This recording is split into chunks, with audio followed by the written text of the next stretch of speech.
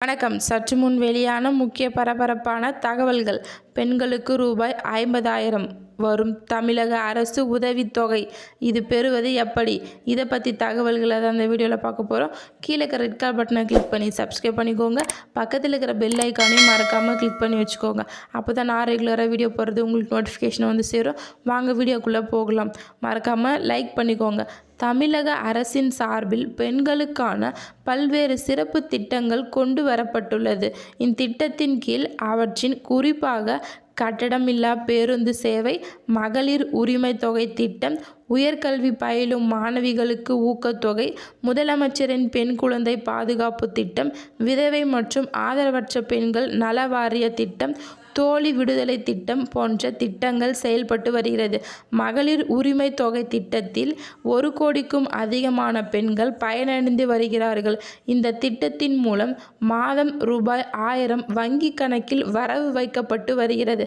அதேபோல அரசு பள்ளியில் படிக்கும் பெண்களுக்கு மாதம் 1000 ரூபாய் வழங்கப்பட்டு வருகிறது.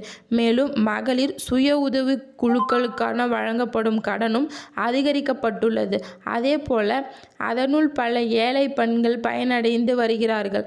மாணவிகள் மற்றும் பெண்கள் தவிர புதிதாக திருமணம் ஆகும் பெண்களுக்கான திட்டங்கள் தமிழக அரசு செயல்படுத்தி வருகிறது.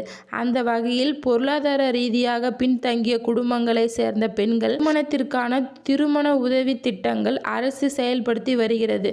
இந்த திட்டத்தின் மூலம் திருமணம் செலவுக்காக பணமும் தங்கமும் வழங்கப்படுகிறது. கணவரை இழந்த விதவை தாய்மார்களுக்கு அவர்களின் மகள் திருமணத்திற்கு மணி அம்மையார் நினைவு திட்டத்தின் மூலம் பெண்களுக்கு ரூபாய் 25,000 பணமும் 8 கிராம் தங்க நாணயமும் வழங்கப்படுகிறது.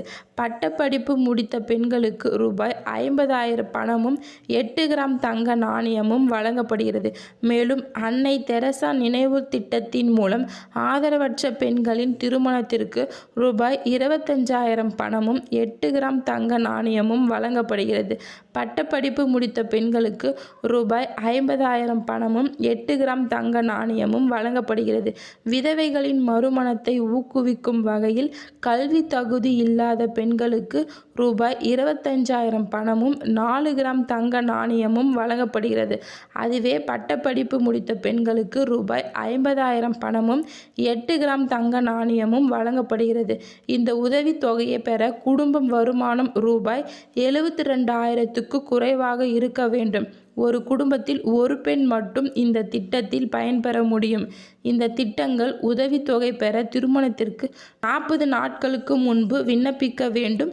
இந்த திட்டத்திற்கு விண்ணப்பிக்கும் போது உங்களின் திருமண அழைப்புதல், மணமகன் மற்றும் மணமகளின் ஆதார் கார்டு, ரேஷன் கார்டு, வருமான சான்றிதழ், கல்வி சான்றிதழ், வங்கி கணக்கு விவரங்கள் போன்றவற்றை சமர்ப்பிக்க வேண்டும்.